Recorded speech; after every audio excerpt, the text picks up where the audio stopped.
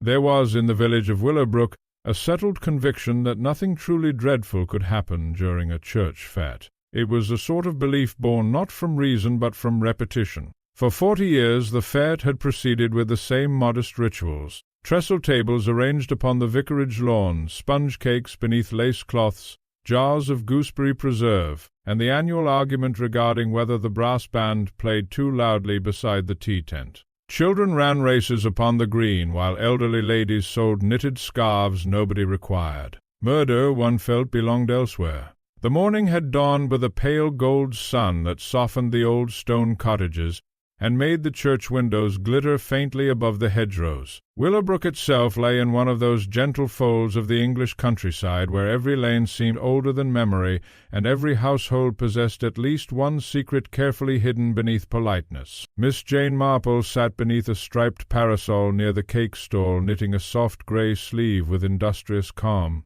To those who did not know her, she appeared merely a fragile elderly gentlewoman from St. Mary Mead visiting her cousin Mrs. Lavinia Harcourt for a fortnight's rest. Her white hair was arranged with precise neatness beneath a straw hat decorated with faded violets. Her pale blue eyes, however, missed very little. She watched. That, after all, was what Miss Marple always did. "Quite a turnout," remarked Mrs. Harcourt, lowering herself into the chair beside her with a sigh. "Though I must say Mrs. Bellamy has entirely cheated in the jam competition. Those raspberries were clearly bought in market basing." Miss Marple smiled faintly. "My dear Lavinia, people become astonishingly unscrupulous where prizes are concerned. It reminds me very much of a curate's wife in Much Benham who poisoned her neighbor's hens simply because they won more ribbons than hers." Mrs. Harcourt blinked. "Surely not." "Oh, yes," said Miss Marple gently, though naturally nobody suspected her at first because she played the harmonium so beautifully. Across the lawn villagers moved in cheerful currents of conversation. The vicar, Reverend Edmund Pierce, hurried anxiously between stalls with the expression of a man perpetually expecting catastrophe. His daughter Clara Pierce poured tea with efficient grace while fending off small children attempting to steal iced buns. Near the church gate stood Mr. Julian Fenwick, owner of Willowbrook Hall, tall and silver-haired, speaking with Colonel Arthur Bryce in low tones. Fenwick possessed the polished charm of a man accustomed to being admired. He smiled often, but his eyes remained cold. Miss Marple observed him thoughtfully. Beside the flower tent, Dr. Lionel Mercer laughed loudly at something said by Mrs. Daphne Rowe, whose bright silk scarf and painted lips looked slightly too vivid for village taste. Daphne was a widower, so she said. There remained uncertainty regarding whether Mr. Rowe had died naturally in Ceylon or merely vanished there. Village memory was long. The church bells rang 2:30. A troop of children dashed past Miss Marple's chair. "Egg and spoon race," one cried. "Mind the cakes, dear," called Clara Pierce. The brass band struck a wavering note, and at precisely that moment the scream came. It tore across the lawn with such naked terror that conversation ceased instantly. A teacup slipped from someone's hand and shattered upon the grass. Miss Marple looked up sharply. The scream had come from inside the church. For several seconds nobody moved. Then Reverend Pierce hurried toward the open doors, nearly colliding with Mrs. Rowe, while villagers followed in confused clusters. Mrs. Harcourt clutched Miss Marple's arm. "Oh, dear me." Miss Marple rose carefully. "Perhaps," she said quietly, "we should see what has happened." Inside St. Luke's Church the air felt cool after the summer warmth outside. Candles flickered faintly beside the altar. Near the front pews Miss Beatrice Colwyn stood trembling violently, one gloved hand pressed to her throat. On the floor beside the lectern lay a man. For a strange instant he looked merely asleep. Then Miss Marple saw the angle of the neck. Dr. Mercer pushed through the crowd and knelt immediately. "Stand back, please." The villagers obeyed with eager horror. Miss Marple remained near the aisle unnoticed. The dead man was Mr. Leonard Ashcombe, churchwarden of St. Luke's and one of the most respected men in Willowbrook. He was 63 years old, broad-shouldered, solemn-faced, and widely considered a pillar of moral certainty. Now he lay motionless upon the stone floor with his Bible fallen beside him. There was a small dark stain near his temple. Dr. Mercer touched the throat briefly, then looked up. "He's dead." The words fluttered through the church like startled birds. "Dead?" whispered Clara Pierce. "But how?" asked Colonel Bryce sharply. Dr. Mercer frowned. "A blow to the head, I should think." Miss Beatrice Colwyn gave a choked sob. "I only came to fetch the hymn-sheets. I saw him lying there. Oh, it was dreadful." "Please sit down," Clara said kindly. The vicar stared helplessly at the body. But who would do such a thing? Nobody answered. Miss Marple's gaze drifted downward. The Bible beside the corpse had fallen open, several pages bent awkwardly beneath Leonard Ashcombe's hand. Something pale protruded from within it. Not a bookmark, a narrow strip of folded paper. Miss Marple noticed another thing as well. One of Mr. Ashcombe's shoes was dusted with fresh earthy reddish clay found near the church cemetery path. Curious, she thought. Very curious indeed. By 5 o'clock Willowbrook had transformed entirely. The fete ended in fragments. Cakes remained uneaten. The brass band departed in embarrassed silence. Villagers clustered in anxious knots along the lanes, exchanging theories with feverish delight disguised as shock. Murder altered the atmosphere of a village in peculiar ways. People lowered their voices while simultaneously listening harder than ever. Miss Marple sat later in Mrs. Harcourt's drawing-room with a cup of tea untouched beside her. Outside, evening shadows stretched across the garden. Mrs. Harcourt leaned forward eagerly. "Well, everyone says it must have been robbery." "Indeed?"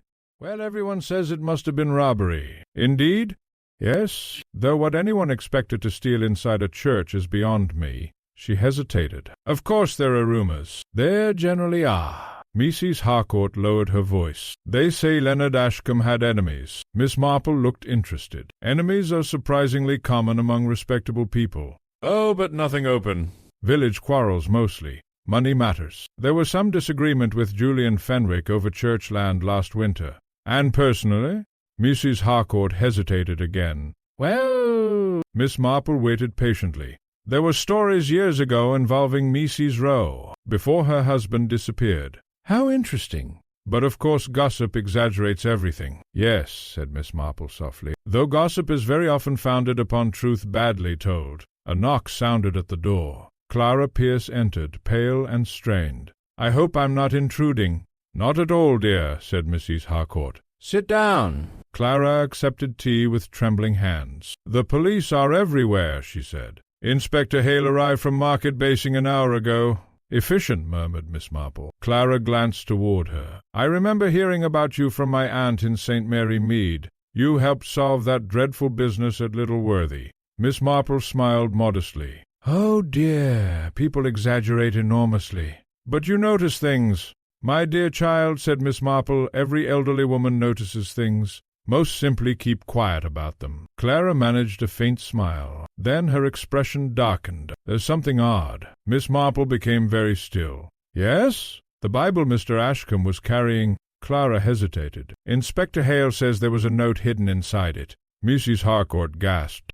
"A note?" Clara nodded. "But nobody knows what it said. The inspector took it away immediately." Miss Marple folded her knitting carefully. "A hidden note inside a Bible," she murmured. "How extremely unusual." But privately she was thinking something else entirely. People hid money in books, love letters in books, blackmail notes in books, but not usually inside Bibles, unless they wished the hiding place never to be searched. Outside, somewhere beyond the darkening hedges, a dog barked sharply. And in Willowbrook village, behind curtained windows and polite faces, fear had already begun its quiet work. By the following morning Willowbrook had become a village divided between excitement and apprehension. People who had scarcely spoken for months now paused one another in lanes and shop doorways, eager to exchange fresh details regarding Leonard Ashcombe's death. Curtains twitched discreetly whenever Inspector Hale passed. At the butcher's, Mrs. Penworthy declared with great certainty that the murderer must be someone foreign, though she admitted under questioning that she had never travelled farther than Cheltenham. Miss Marple, sitting near the window of Mrs. Harcourt's breakfast-room with her tea and toast untouched, reflected that murder always produced the same curious effect upon human beings. It frightened them and entertained them. The morning newspaper lay folded beside her chair. The article concerning the tragedy at St. Luke's Church occupied less than half a column and contained several inaccuracies. Leonard Ashcombe had become Leonard Ashford, while Willowbrook itself had somehow migrated into Hampshire. Miss Marple was not surprised. Newspapers, she often felt, resembled village gossip on expensive paper. Across the table, Mrs. Harcourt lowered her marmalade spoon dramatically. "I hear Inspector Hale has already fixed upon a suspect." "Indeed?" Miss Marple's tone remained mild. "It's all over the village. Colonel Bryce told Gerald at the post office, and Gerald told Mrs. Finch, and naturally she told everyone else within half an hour." "Very rapid," observed Miss Marple. Mrs. Harcourt leaned forward. "They say the note hidden in the Bible was threatening." Now that, thought Miss Marple, was considerably more interesting. "Oh?"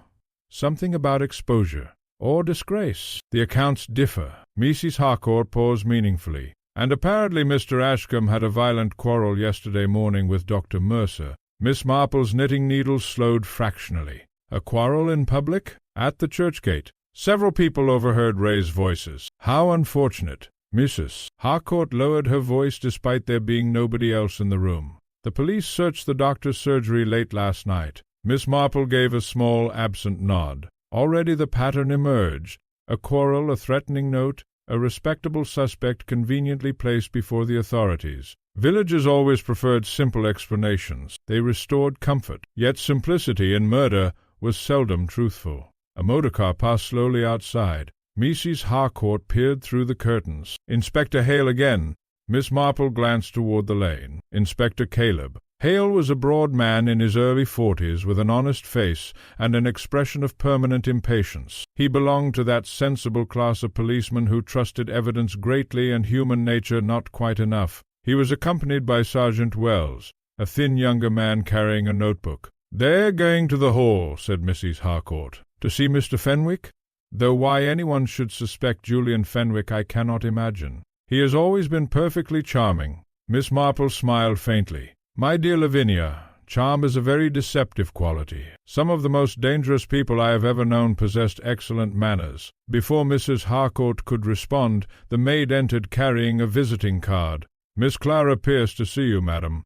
Clara entered almost immediately, her composure noticeably strained. She wore a plain blue dress and no hat, which in itself suggested haste. "I hope I'm not disturbing you?" "Not at all, dear," said Mrs. Harcourt warmly. "You look exhausted." Clara sank into a chair. "I scarcely slept. Father is terribly upset." "That is understandable," Miss Marple said gently. Clara clasped her hands tightly together.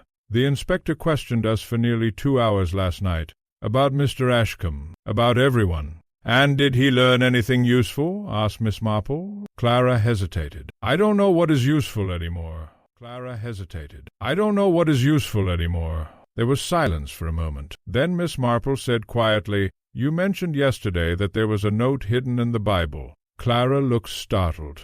"Did Inspector Hale say precisely what sort of note it was?" "Only that it appeared personal." She lowered her eyes. "But I saw part of it before he folded it away." Miss Marple's needles paused entirely now. "What did you see, dear?" Clara swallowed. "Only one sentence." "And that?" Clara spoke reluctantly. "The truth cannot remain buried forever." Mrs. Harcourt gave a visible shiver. "How dreadful!" Miss Marple's expression remained serene, but inwardly her thoughts sharpened considerably. Buried. An unusual word. Not hidden. Not concealed. Buried. "Did the note appear old?" Miss Marple asked. "I think so." The paper looked yellowed. "How interesting." Clara glanced uncertainly between them. "You think it means something?" "My dear," said Miss Marple softly, "everything means something. The difficulty lies in discovering what." At that moment the front gate clicked sharply outside. Mrs. Harcourt rose and peered through the window again. "Well!" "Speak of the devil." Inspector Hale himself was approaching the house. 10 minutes later the inspector sat stiffly in the drawing-room accepting tea with visible reluctance. He possessed the uncomfortable air of a man forced into social politeness while wishing very much to conduct official business instead. "I apologize for intruding," he said. "Routine inquiries." "Of course," said Mrs. Harcourt eagerly. Inspector Hale removed a notebook. "You were all present at the fete yesterday afternoon?" There followed the expected questions regarding movements, timings, and observations. Miss Marple answered quietly and precisely. "Yes, Inspector. I heard the scream while seated near the cake stall." "No, I did not see anyone enter the church beforehand." "Yes, Mr. Ashcombe appeared perfectly normal earlier in the day." The inspector made careful notes. Then he glanced up. "You noticed the Bible, I understand." Miss Marple met his gaze mildly. One could hardly fail to. There was a document concealed inside it, "So I gathered." Inspector Hale studied her thoughtfully. It occurred to him, not for the first time, that elderly ladies often saw far more than they admitted. "Mr. Ashcombe had enemies," he said. "Most people do," replied Miss Marple. The inspector's mouth tightened faintly. "We have reason to believe Dr. Mercer argued with the deceased over financial matters." "How unfortunate. You sound unconvinced." Miss Marple smiled pleasantly. "My dear Inspector, quarrels are extraordinarily common. Murder is comparatively rare." For the briefest moment irritation flashed across his face. "Dr. Mercer also cannot adequately account for his whereabouts between 2:30 and 3 o'clock. Mrs. Harcourt gasped softly, but Miss Marple merely resumed knitting. "How awkward for him." Inspector Hale closed his notebook. "There is another matter." He hesitated. "Did any of you know whether Mr. Ashcombe was involved in personal difficulties?" The slight pause before the phrase interested Miss Marple greatly. Clara Pierce looked down immediately. Mrs. Harcourt pretended not to notice. "How personal?" Miss Marple inquired. Inspector Hale cleared his throat. "We have information suggesting the deceased may have been blackmailed." The room became very still. Outside, somewhere beyond the garden hedge, a lawn-mower droned faintly in the sunshine. "How very sad," Miss Marple said at last. Inspector Hale stood. "If you remember anything unusual, however trivial, I'd appreciate being informed." "Oh, yes," said Miss Marple gently. "Trifling things are so often the important ones." After he departed, Clara released a long breath. "He thinks Dr. Mercer did it." "Yes," said Miss Marple. "But you don't—" Miss Marple folded her knitting carefully upon her lap. "My dear, when a man commits murder in anger, he rarely leaves behind a hidden note dramatic enough for a sensation novel." Mrs. Harcourt blinked. "You mean the note was planted?" "I mean," said Miss Marple quietly, "that somebody wished very much for the police to look in a particular direction." She rose and crossed slowly to the window. Outside, Willowbrook appeared perfectly peaceful. Roses climbed cottage walls. A postman cycled leisurely past. Somewhere nearby a child laughed. Yet beneath that gentle surface Miss Marple sensed movement, calculation, and the careful shifting of old secrets long kept hidden. Then suddenly she remembered something else, the reddish clay upon Leonard Ashcombe's shoe. Not church dust, cemetery earth. Miss Marple's eyes narrowed slightly. "Curious," she murmured. "Whatever is curious?" asked Mrs. Harcourt. But Miss Marple did not answer immediately, because for the first time since the murder she had begun to suspect that Leonard Ashcombe had gone into the church already frightened. And frightened people, she knew, often carried dangerous things with them. The churchyard of St. Luke's possessed the kind of peaceful beauty that made one reluctant to associate it with violence. Ancient yew trees cast dark shadows over leaning gravestones, and pale spring flowers nodded gently beside worn inscriptions nearly erased by weather and time.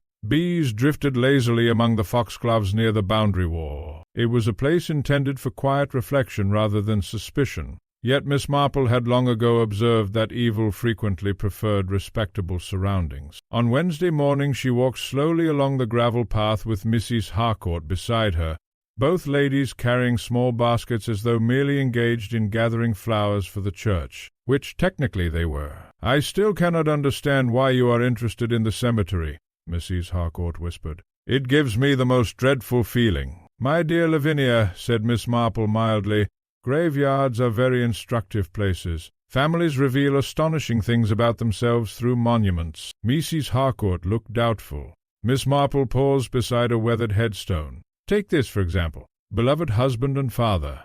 Whenever a stone says beloved, one generally suspects the opposite." "That is a shocking thing to say." "Not at all. Truly affectionate people rarely advertise it publicly." They continued toward the eastern side of the churchyard where the newer graves lay beneath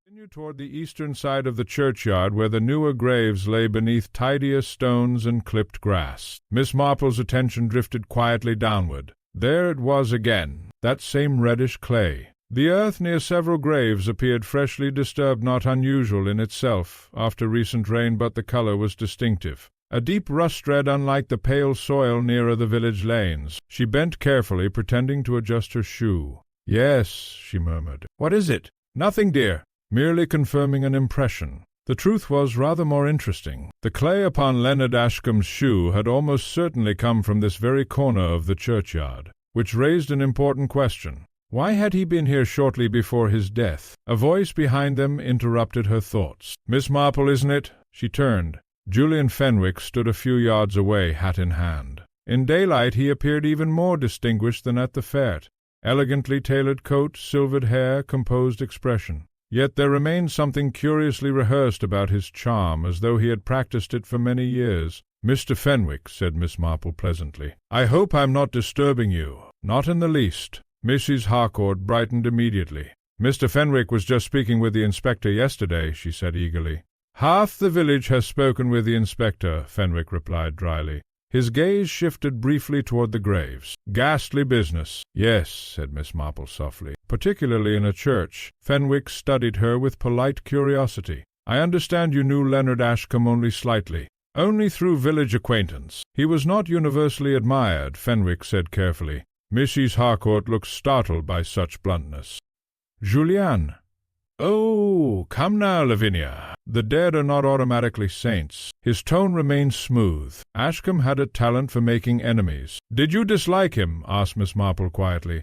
The question might have sounded naive from another person. From Miss Marple it did not. Fenwick smiled faintly. "I respected him as churchwarden, which is not quite the same thing." "No." A small silence followed. Then Miss Marple said casually, "Inspector Hale mentioned financial disagreements." Something flickered very briefly in Fenwick's eyes. Village gossip travels quickly. "Indeed it does. It was nothing important. A dispute regarding church restoration funds." He gave a dismissive shrug. "Ashcombe accused me of influencing the committee improperly." "And had you?" Fenwick laughed softly. "My dear Miss Marple, influence is merely persuasion viewed by unfriendly people."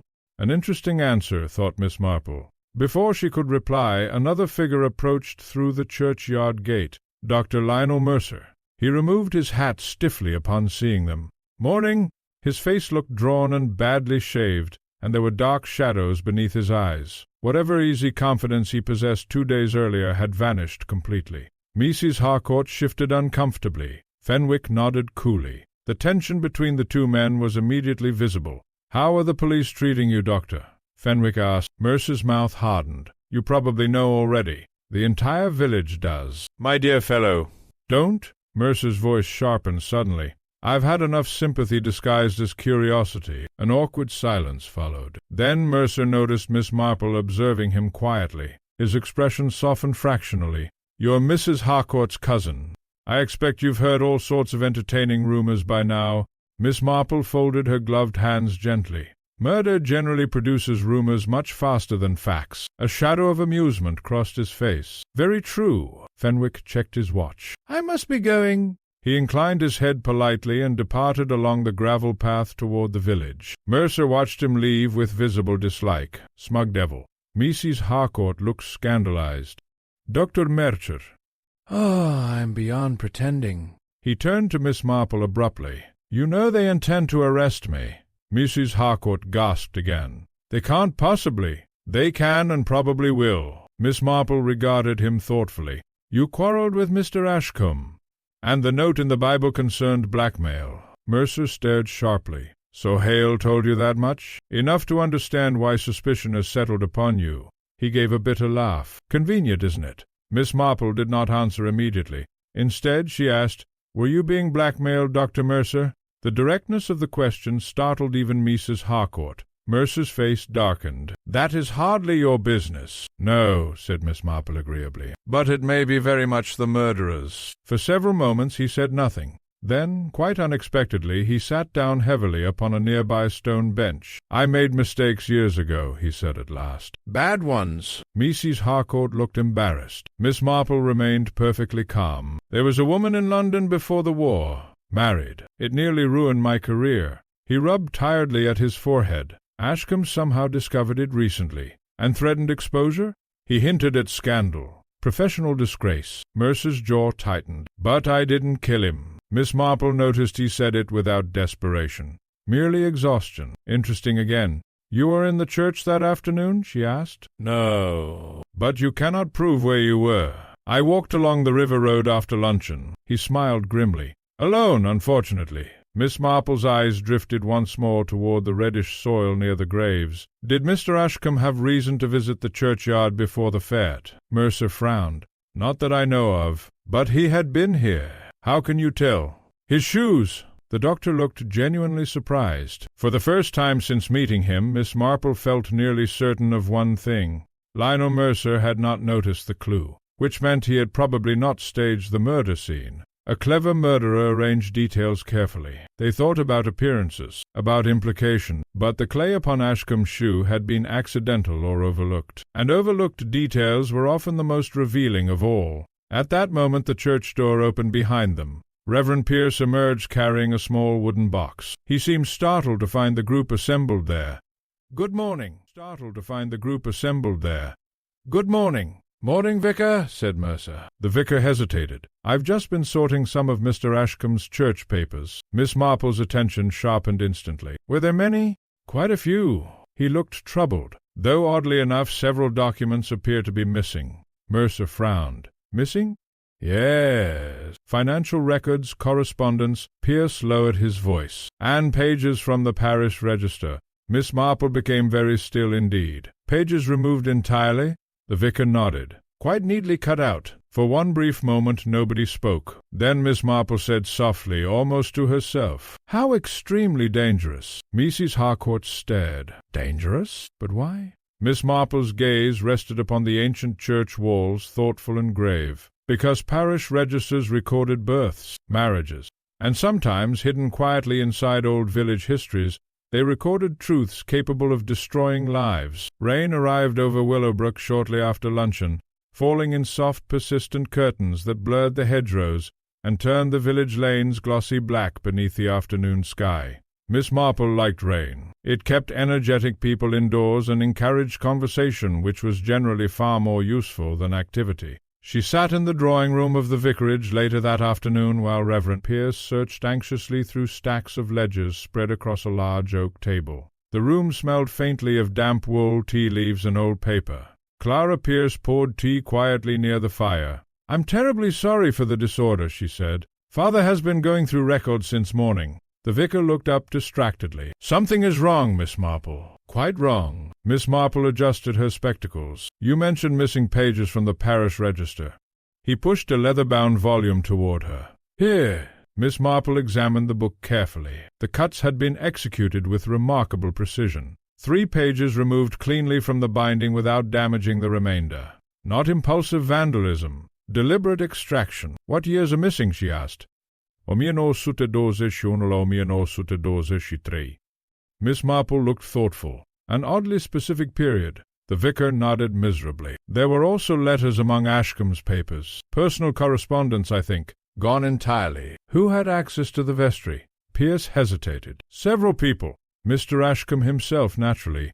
Colonel Bryce occasionally. And Mr. Fenwick contributes heavily to church finances, so he comes and goes rather freely." "And Dr. Mercer?" "Not usually." Clara set down the teapot with slightly too much force. "The inspector still believes Dr. Mercer guilty," she said abruptly. Her father sighed. "Hale feels the evidence is persuasive." "Because it is convenient," Clara replied sharply. Miss Marple observed her over the rim of her teacup.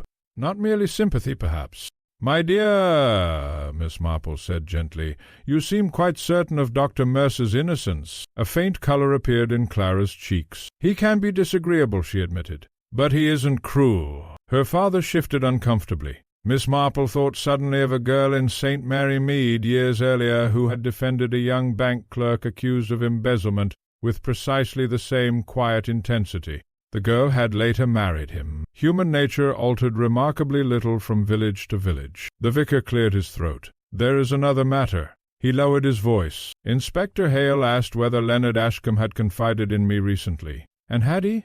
Pierce looked deeply troubled. 2 nights before the fete he came here after evening service. He seemed agitated. What did he say?" "Very little directly. Only that he had discovered something monstrous." The vicar swallowed. "He said certain truths should remain buried for the sake of innocent people." Miss Marple's eyes sharpened faintly. "Buried again." The same word. "And did he mention names?" "No." "Or the church records?" Pierce hesitated. "He asked whether old registers could legally be inspected by anyone." "How curious." Clara turned from the tea tray. "Father told him parish records weren't secret." "Yes," Pierce said heavily. And now a man is dead. Rain tapped steadily against the windows. Miss Marple folded her hands upon her lap. "There is something very strange here," she murmured. Clara looked toward her quickly. "What sort of thing?" "My dear, when blackmail is involved, the motive is generally money. But removing parish records suggests something different." Miss Marple paused. "Identity, perhaps. Family history.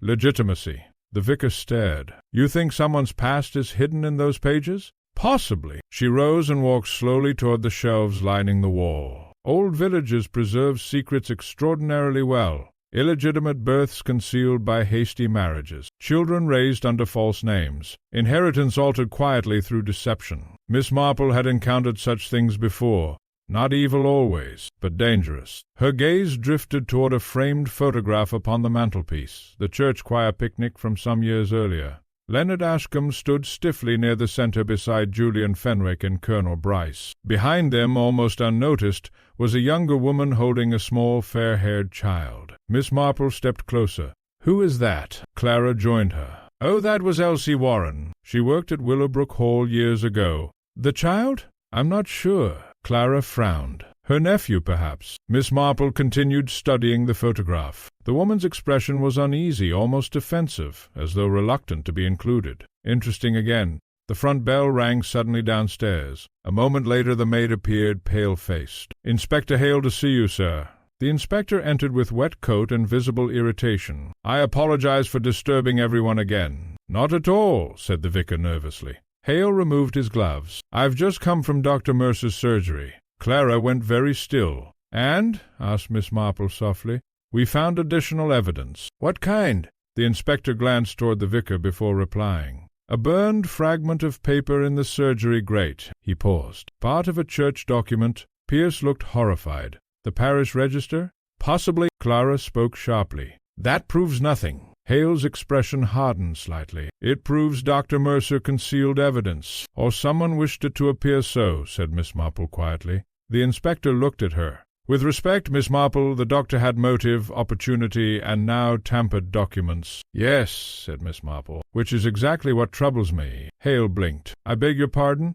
"My dear inspector, genuinely guilty people are rarely so obligingly theatrical." A faint flush crept up his neck. "You believe someone is framing Mercer?" "I believe," said Miss Marple carefully, "that the evidence is arranging itself rather too neatly." For a moment only rain could be heard. Then Hale said, "There's something else." His tone had altered. Miss Marple watched him closely. "We questioned Mrs. Daphne Rowe this morning." "And?" The inspector hesitated. "She admitted Leonard Ashcombe had been paying her money for several years." The vicar gave an audible gasp. Clara stared. "Paying her?" Mrs. Harcourt repeated faintly from the corner. "For blackmail?" asked Miss Marple. "That's what we assumed." Hale frowned. "But Mrs. Rowe denies blackmail entirely." "How interesting. She claims the payments were acts of charity." Miss Marple's expression did not change, though inwardly her thoughts moved swiftly now. Blackmail, missing parish records, a hidden note inside a Bible. No, the pieces did not fit together comfortably at all. "Did Mrs. Rowe explain why Ashcombe would secretly support her?" Miss Marple asked. "No." Hale paused. "But she became extremely distressed when questioned about the years 1921 to 1923. Silence settled over the room once more. Miss Marple looked slowly toward the mutilated parish register lying open upon the table. 1921 to 1923. Someone desperately wished those years forgotten. And suddenly Miss Marple remembered another small detail. At the fete, when Leonard Ashcombe's body had been discovered, his hand had not merely rested upon the foreign Bible. It had clutched it, as though he had been trying to protect something inside, or keep it from someone. Miss Marple's gaze grew distant. "Yes," she said softly to herself, "I think we are beginning to approach the truth." But she did not yet know whether the truth concerned murder, or something older and perhaps even more destructive. Daphne Rowe lived in a narrow ivy-covered cottage at the far edge of Willowbrook, where the village thinned into open meadowland and elm trees bent low over the lanes. The cottage was charming in the deliberate fashion of women who understood appearances thoroughly. Copper pans gleamed upon the walls, roses climbed carefully arranged trellises, and lace curtains softened every window. Yet Miss Marple, entering beside Mrs. Harcourt on Thursday afternoon, felt immediately that the house lacked ease. Rooms reflected their owners, and this room reflected vigilance. Mrs. Rowe herself received them with smooth composure. She wore dark green silk despite the early hour, and carried the faint scent of jasmine perfume inappropriate to village afternoons. "My dear Mrs. Harcourt," she said warmly, "and Miss Marple, of course. How kind!" Her smile was perfectly measured. Miss Marple noticed tiredness beneath the powder around her eyes. "I hope we are not intruding," said Miss Marple gently. "Not at all, though I confess I have grown rather weary of questions this week." "Yes," said Miss Marple softly. "Murder is terribly inconvenient." For one brief instant Daphne Rowe looked sharply at her. Then she laughed. "You are exactly as people describe you, Miss Marple. Old?" Mrs. Harcourt gave a nervous little cough. Tea appeared almost immediately, carried by a thin maidservant who avoided eye contact entirely. Miss Marple watched the girl carefully. Fear again. Mrs. Rowe settled gracefully into a chair opposite them. "I suppose you have come about Leonard." "My dear," said Miss Marple, "everyone in Willowbrook has come about Leonard." A flicker crossed Daphne's expression at the use of the Christian name. Not grief, memory. "You knew him a long time," Miss Marple continued. "Yes." "Since before your marriage?" Mrs. Harcourt nearly dropped her teacup, but Daphne merely smiled faintly. "You do not waste time." "At my age," Miss Marple replied, "one cannot afford unnecessary delays." Rainlight filtered dimly through the windows. Outside winds stirred the wet hedges along the lane. Daphne lifted her teacup carefully. "Leonard and I were acquainted many years ago, before I married Edward Rowe. And after? We remained acquaintances." Miss Marple regarded her quietly. "My dear Mrs. Rowe, villages are extraordinarily observant places. People notice Mr. Ashcombe visiting here privately." Daphne's hand stilled slightly against the china. "People notice everything." "Yes," said Miss Marple, "though they rarely understand correctly." For the first time something softened in Daphne Rowe's face, a kind of weary gratitude. "You are kinder than most. I am older than most." Silence settled gently between them. Then Miss Marple asked the question she had truly come to ask. "What happened between 1921 and 1923? The effect was immediate. Daphne Rowe became utterly motionless. Even Mrs. Harcourt felt it and stared anxiously from one woman to the other. At last Daphne said quietly, "So that is what this is really about." Miss Marple did not answer. Daphne set down her teacup. "I wondered how long it would take." "My dear Mrs. Rowe," said Miss Marple gently, "people remove parish records only when terrified of what they contain." A long silence followed. Then, unexpectedly, Daphne rose and crossed toward the window. When she spoke again, her voice had changed entirely. Gone was the polished village charm. What remained sounded older. "In 1922, she said, I gave birth to a child."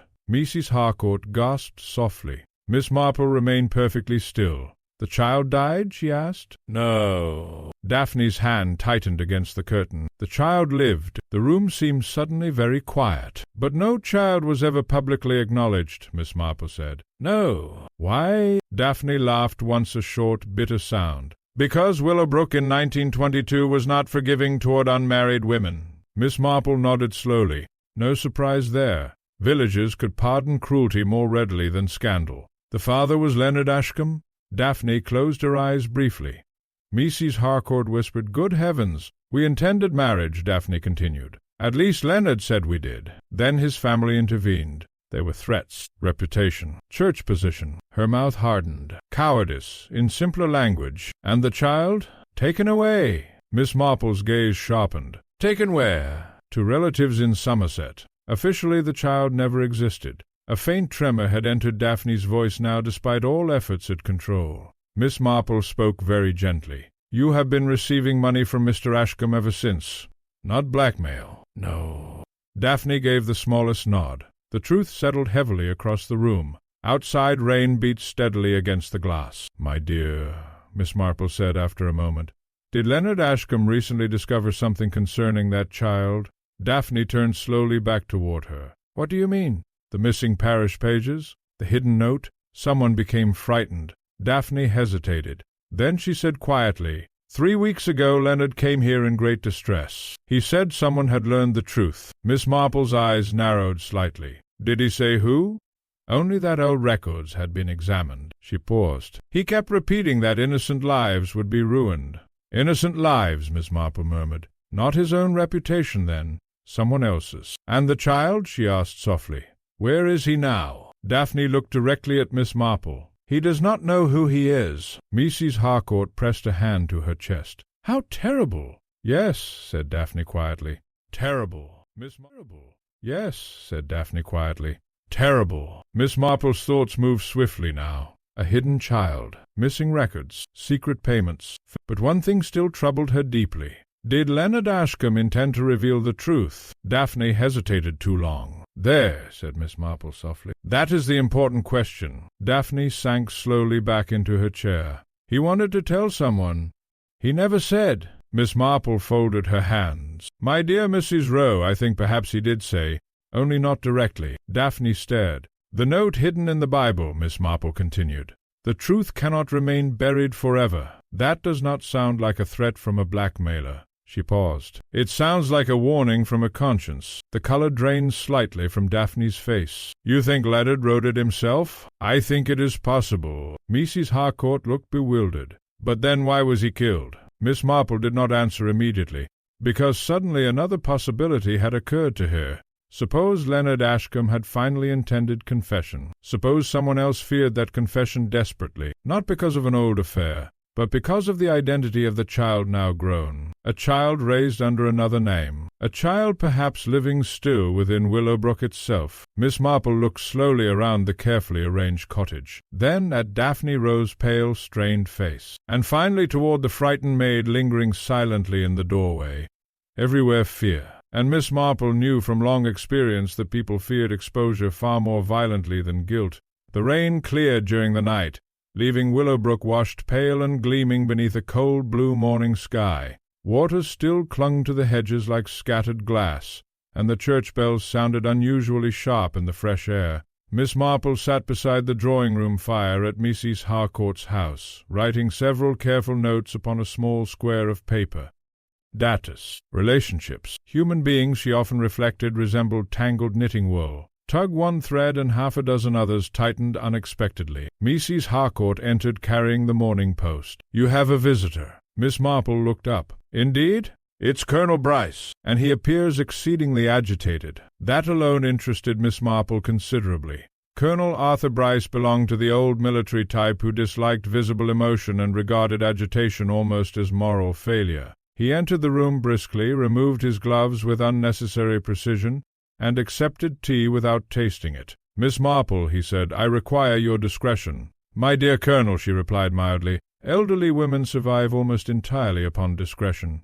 He gave a short, distracted nod. There are developments. Miss Marple waited patiently. Bryce glanced toward the closed door before continuing. Inspector Hale intends to arrest Mercer this afternoon. Mrs. Harcourt gasped. But surely not yet. The evidence continues mounting. Miss Marple's knitting needles moved quietly. And do you believe Dr. Mercer guilty? The colonel hesitated. No. Mrs. Harcourt looked astonished. But everyone says. Yes, I know what everyone says. He frowned heavily. That's precisely the problem. Miss Marple studied him thoughtfully. Something troubles you. Bryce leaned forward slightly. I knew Leonard Ashcombe for 30 years. He was proud, secretive, occasionally pompous. His jaw tightened. But he was not a fool. No? If someone had truly been blackmailing him, he would never have hidden evidence dramatically inside a Bible like a character from penny fiction. He paused. It wasn't his way. Miss Marple smiled faintly. I am glad someone else has noticed that. The colonel stared. You think the note was planted? I think, said Miss Marple carefully, that the entire scene possesses a certain artificiality. Relief flickered briefly across his face. Thank God. Mrs. Harcourt blinked. Arthur, what on earth do you know? For several moments he seemed undecided. Then he spoke abruptly. The missing parish records concern more than Daphne Rowe's child. Miss Marple became very still indeed. Oh?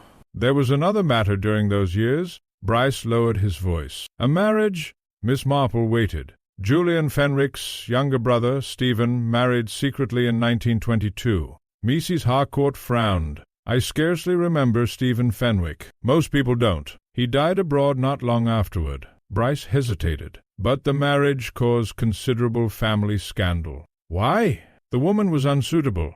Miss Marple concealed a faint inward smile. Unsuitable women had altered English history far more often than suitable ones. Who was she asked. A servant girl from the hall. Miss Marple's eyes sharpened. Elsie Warren?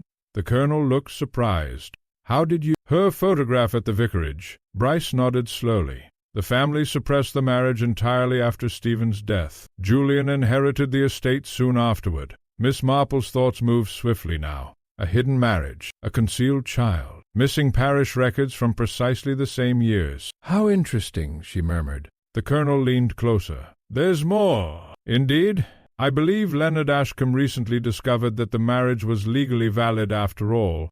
Mrs. Harcourt stared. But surely everyone knew whether they were married. You'd think so, Bryce said grimly. Except the relevant register pages have now vanished. Silence settled heavily across the room. Miss Marple folded her hands gently upon her knitting. If Stephen Fenwick's marriage was legal, she said quietly, then any legitimate child from that marriage would possess claim to Willowbrook Hall, and Julian Fenwick would lose everything. Again the colonel nodded. Mrs. Harcourt whispered, Good heavens! Miss Marple's mind had already moved further, because now another question became unavoidable. What if the two secrets were connected? She spoke slowly. The child Daphne Rowe surrendered in 1922.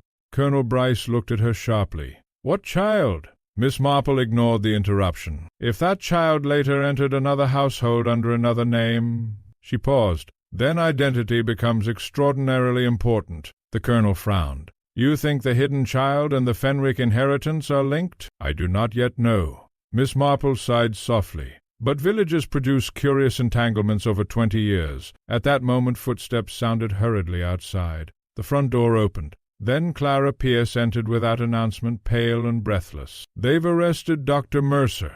Mrs. Harcourt cried out softly. When? Asked Miss Marple. Just now. Inspector Hale took him from the surgery. Clara's hands trembled visibly. He says they found blood on one of the doctor's cuffs. The colonel swore quietly beneath his breath. Miss Marple looked at Clara carefully. My dear, did Dr. Mercer say anything? Clara hesitated.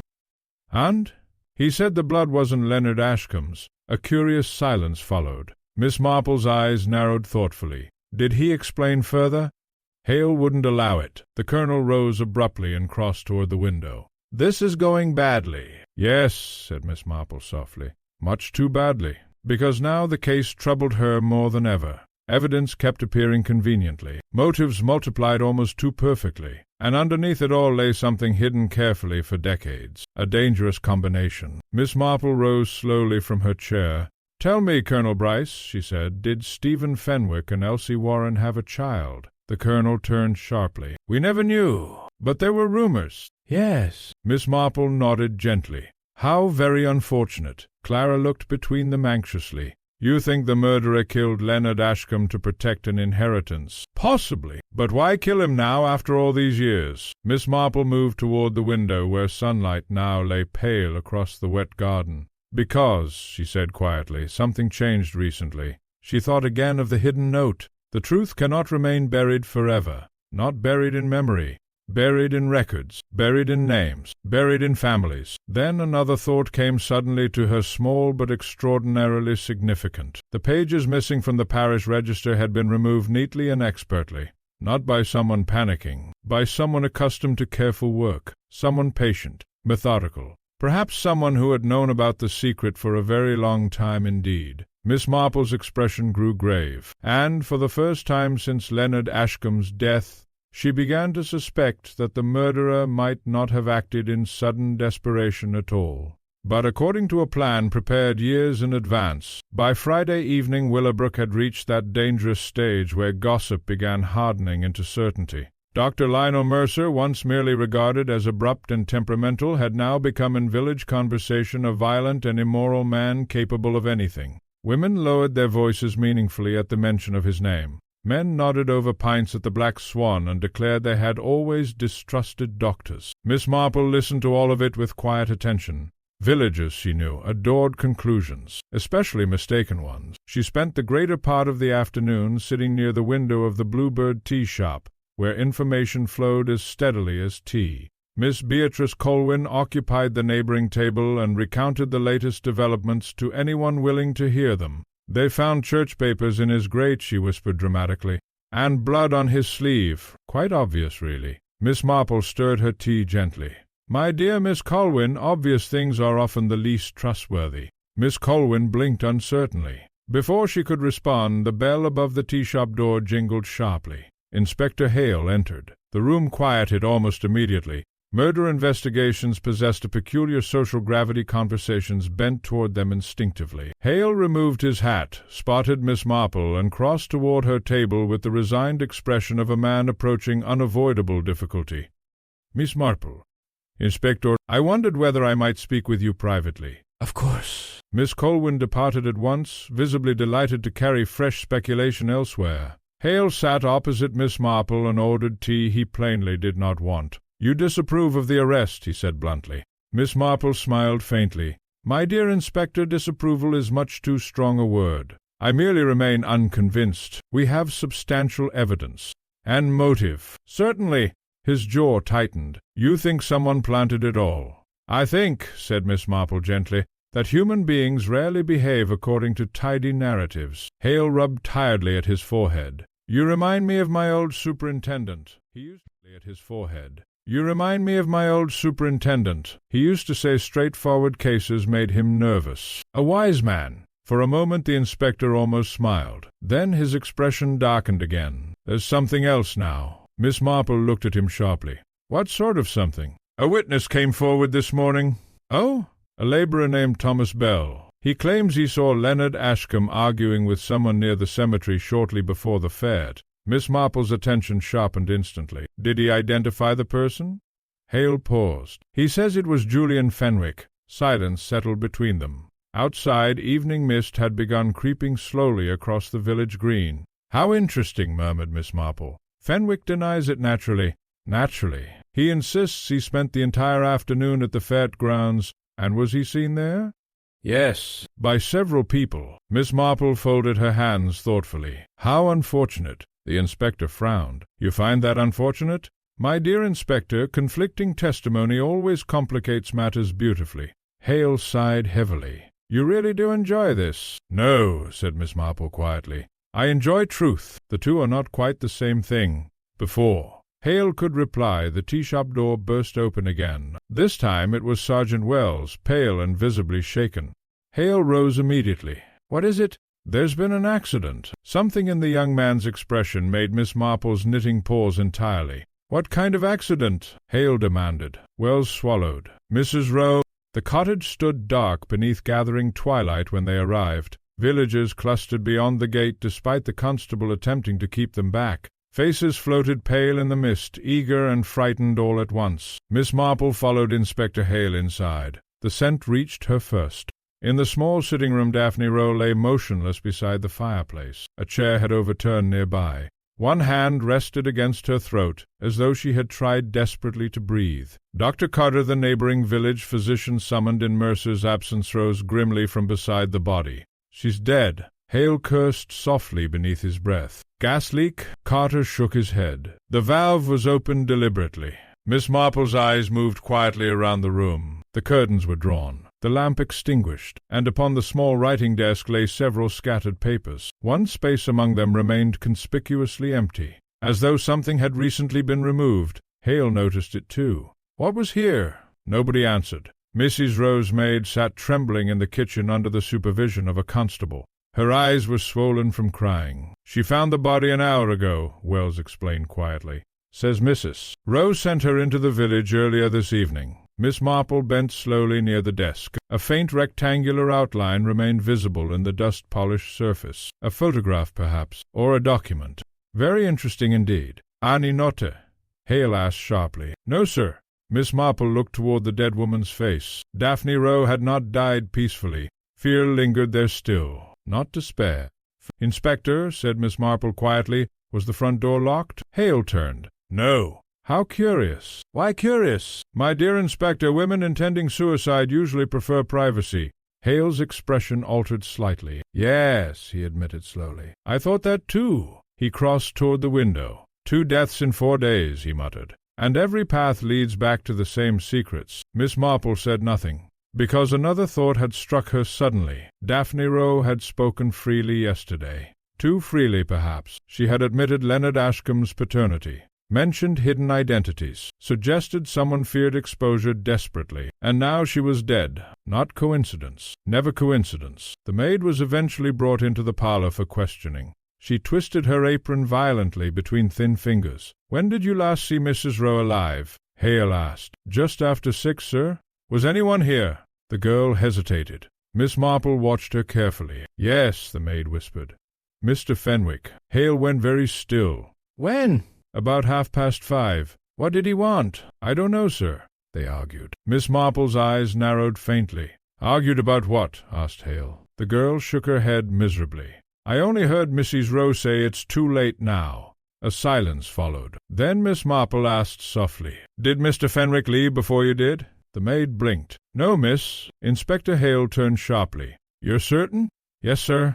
The room became suddenly very quiet indeed, because that meant Julian Fenwick had remained alone in the cottage with Daphne Rowe shortly before her death. Hale's face hardened. Get me Fenwick whole. But Miss Marple was no longer listening fully. Her gaze had drifted again toward the empty space upon the desk, something missing, something removed quickly. And then, with startling clarity, she understood what had troubled her since yesterday. Daphne Rowe had not feared disgrace for herself. She had feared for someone else, someone she protected even now. Miss Marple's eyes moved slowly toward the darkened window where mist pressed pale against the glass. Outside, Willowbrook lay hushed beneath evening fog. Yet somewhere within that quiet village walked a person who had now killed twice, not in sudden passion, not accidentally, but carefully, systematically, to keep the past buried forever. The village awoke the next morning beneath a heavy white fog that muffled sound and transformed Willowbrook into a ghostly arrangement of hedges, chimneys, and drifting shadows. By breakfast time the news of Daphne Rowe's death had spread everywhere. People spoke of little else. At the butcher's, Mrs. Finch declared the second death proved something foreign and criminal had entered the district. At the post office, Gerald Pike announced confidently that Julian Fenwick would certainly flee the country before evening. Meanwhile, at the Black Swan, 3 entirely different versions of Daphne Rowe's final words circulated simultaneously. Miss Marple listened to all of it with grave attention. Gossip, she often reflected, resembled fragments of broken mirror, distorted individually but occasionally revealing truth when arranged correctly. She spent the morning engaged in what Mrs. Harcourt privately called quiet prowling. That is to say, Miss Marple paid calls. At 11 o'clock she visited Mrs. Elcott, the elderly former housekeeper of Willowbrook Hall, under the entirely respectable pretext of borrowing a seed catalogue. By noon she had taken tea with Miss Beatrice Colwyn, who possessed an inexhaustible memory for scandals dating back 40 years, and shortly after 1 o'clock she found herself seated in the parlour of Mr. Gerald Pike, postmaster and unofficial archivist of village history. Gerald Pike adored information. He also adored being important, an invaluable combination. You remember the Fenwick business in 1922? Miss Marple asked mildly as Pike rummaged through drawers overflowing with papers. Oh, everyone remembers that. He lowered his voice eagerly, though nobody discussed it openly at the time. Of course not. Colonel Fenwick nearly had apoplexy when Stephen married that girl, Elsie Warren. Yes, pretty little thing. Pike frowned. Then suddenly she vanished. How unfortunate. Pike glanced toward her carefully. Funny thing is, people always suspected there'd been a child. Miss Marple's knitting paused. Indeed? Oh, yes. Timing looked suspicious. He leaned closer. And there was another rumor. What sort of rumor? That the child wasn't Stephen Fenwick's at all. Miss Marple looked up sharply. How very interesting. Pike nodded importantly. People said Elsie Warren had been involved with someone else before the marriage. Did they say who? He hesitated with visible enjoyment. Leonard Ashcombe. For one brief moment even Miss Marple felt genuine surprise. The postmaster lowered his voice further. Mind you, nothing was ever proved. But Willowbrook talked. Miss Marple sat very still. Suddenly the tangled threads shifted position entirely. If Leonard Ashcombe had fathered 2 children during those years, one with Daphne Rowe, and possibly one connected to the Fenwick scandal, then the missing parish pages became infinitely more dangerous, not merely inheritance, identity itself. "And what became of Elsie Warren?" she asked quietly. Pike shrugged. "She died years ago.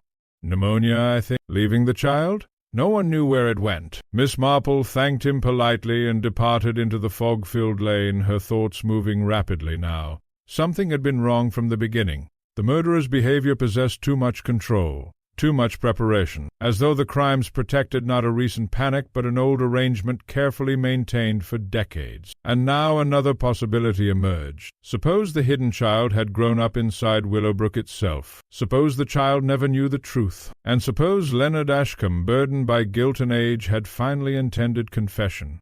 That would make murder very necessary indeed. Late that afternoon Miss Marple arrived quietly at Willowbrook Hall. The great house loomed pale through the fog, elegant and severe beneath climbing ivy. A maid admitted her with visible nervousness and led her into the library where Julian Fenwick stood beside the fire pouring whiskey. He looked immaculate as always, only the eyes betrayed strain. "Miss Marple," he said smoothly, "this is unexpected. My dear Mr. Fenwick, so many unpleasant things have become unexpected lately." A faint smile touched his mouth. "You wish to see me?" "If convenient." "Not at all." He gestured toward a chair. The library smelled faintly of leather, cigar smoke, and old polished wood. Family portraits watched solemnly from the walls. Miss Marple seated herself calmly. "I understand you visited Mrs. Rowe yesterday evening." The whiskey glass paused briefly in his hand, so Inspector Hale moves quickly. "You did visit her?"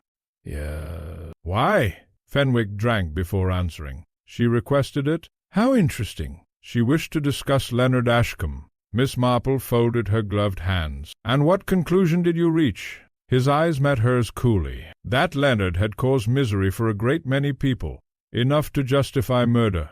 A dangerous silence followed. Then Fenwick smiled again, though without warmth. "My dear Miss Marple, are you accusing me?" "No," she said gently, "merely observing possibilities." He moved toward the fireplace. "I suppose by now you've heard every charming village rumor concerning my family." "Only some. My brother Stephen was weak," Fenwick said abruptly. "He married beneath him, regretted it immediately, and died before repairing the damage." "Did he have a child?" Fenwick's expression hardened slightly. "No." Miss Marple noticed he answered too quickly. "And Elsie Warren?" "She died shortly afterward." "How sad." Silence settled briefly. Then Miss Marple asked quietly, "Did Leonard Ashcombe believe otherwise?" Fenwick turned sharply. "What do you mean?" "My dear Mr. Fenwick, Leonard Ashcombe was searching parish records shortly before his death. He hid a note warning that truth could not remain buried forever." She paused delicately. One naturally wonders what truth troubled him so greatly. For the first time Julian Fenwick lost composure entirely, only for a second. But Miss Marple saw it. Not anger. He recovered almost immediately.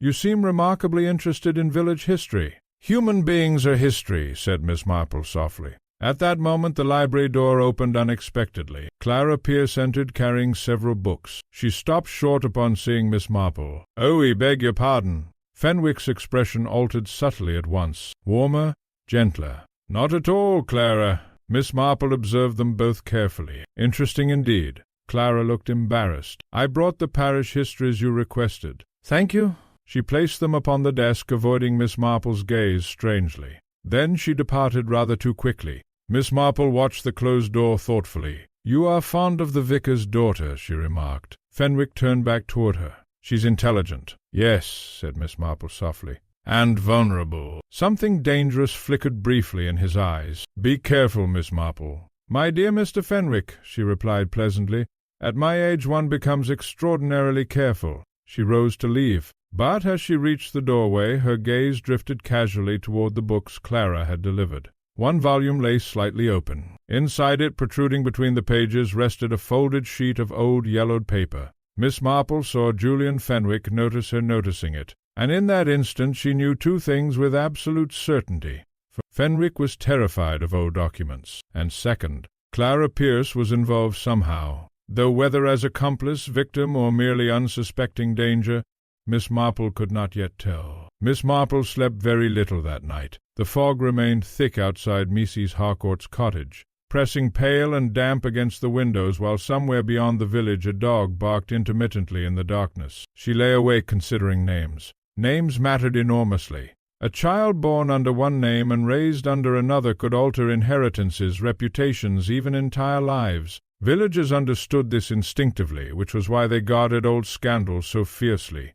By morning Miss Marple had reached one firm conclusion. Clara Pierce knew more than she realized. Not deliberate deception, perhaps, but partial knowledge, emotional involvement, and the dangerous tendency of good-hearted young women to protect people they admired. Accordingly, shortly after 11 o'clock, Miss Marple invited Clara to tea. The vicar's daughter arrived looking pale and exhausted.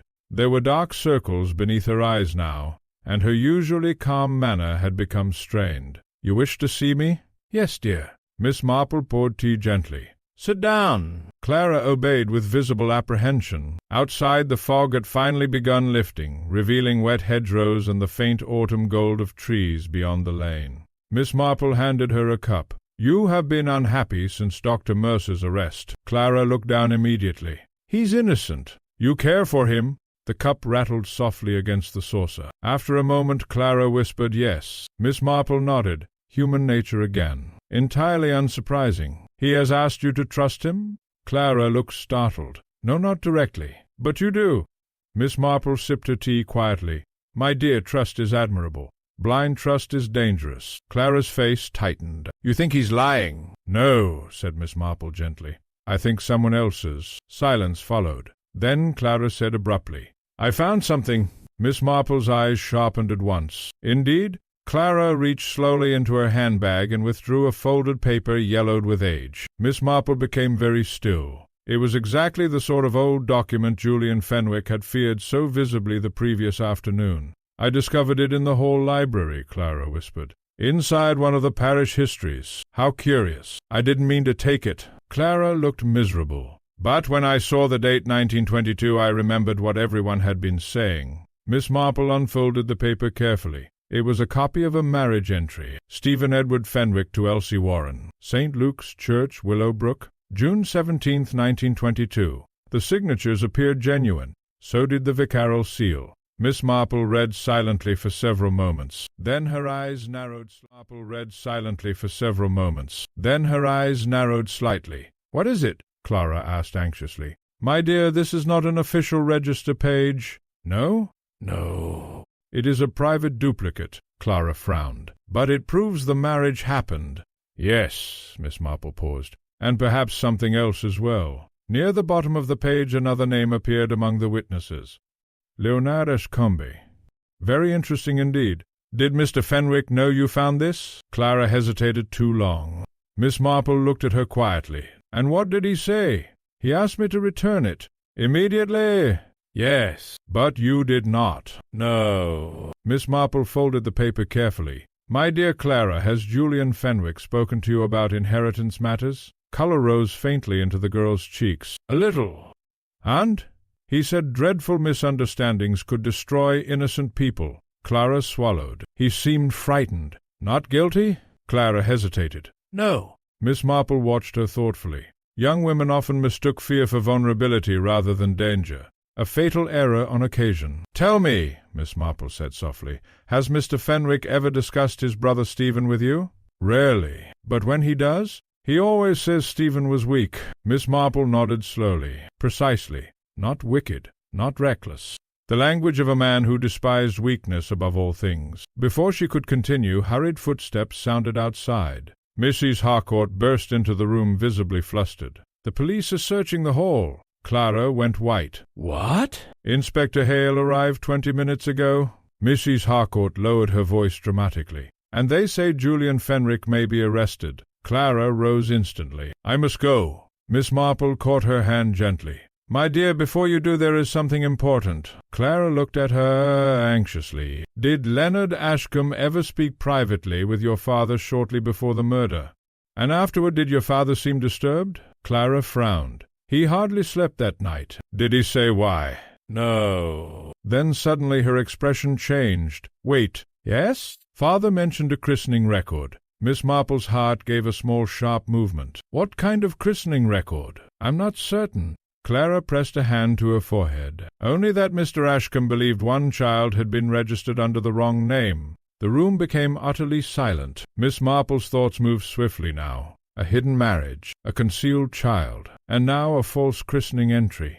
Not merely secrecy, substitution, which meant somebody's entire identity might be fraudulent. "My dear," Miss Marple said very quietly, "do you know whose child it was?" Clara shook her head helplessly. "No." But Miss Marple already suspected something terrible, because suddenly another memory returned to her with startling force. The frightened maid at Daphne Rose Cottage. The girl had seemed oddly familiar from the beginning. Fair-haired, grey-eyed, perhaps 23 or 24. Exactly the right age. Miss Marple rose slowly. "Lavinia," she said calmly, "I believe I must visit Mrs. Rose Maid immediately." Mrs. Harcourt stared. "The maid? Whatever for?" But Miss Marple was no longer listening fully, for the pieces had begun fitting together at last, not perfectly, but enough to glimpse the shape beneath, and what she glimpsed was not merely murder. It was a life stolen long ago, and protected ever since by lies, fear, and finally death. Mrs. Rose Maid was called Emily Red. Miss Marple learned this from the constable still stationed outside the cottage, though he added the information reluctantly, with the air of a man uncertain whether elderly ladies ought properly to involve themselves in murder investigations. "She's upset enough already," he warned. "Yes," said Miss Marple gently. "People generally are after discovering dead bodies." Emily sat alone in the kitchen when Miss Marple entered. The room smelled faintly of damp coal and boiled tea. Rain had begun again outside, soft against the window-panes. The young woman looked exhausted, her eyes were swollen from weeping, and there remained about her that same nervous watchfulness Miss Marple had noticed before. Fear again, but not, Miss Marple thought, the fear of guilt, the fear of someone who has spent years uncertain of her place in the world. "My dear," Miss Marple said kindly, "I hope I'm not disturbing you." Emily rose quickly. "No, miss." Miss Marple sat near the stove and folded her gloves neatly upon her lap. "You were very devoted to Mrs. Rowe." Emily's face tightened. "She was good to me." "More than an employer?" A shadow crossed the girl's expression.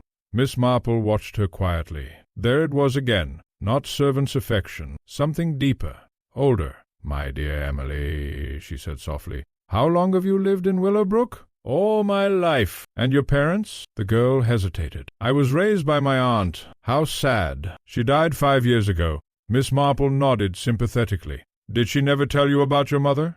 Emily looked startled. "She said my mother died when I was a baby." "And your father?" "I never knew."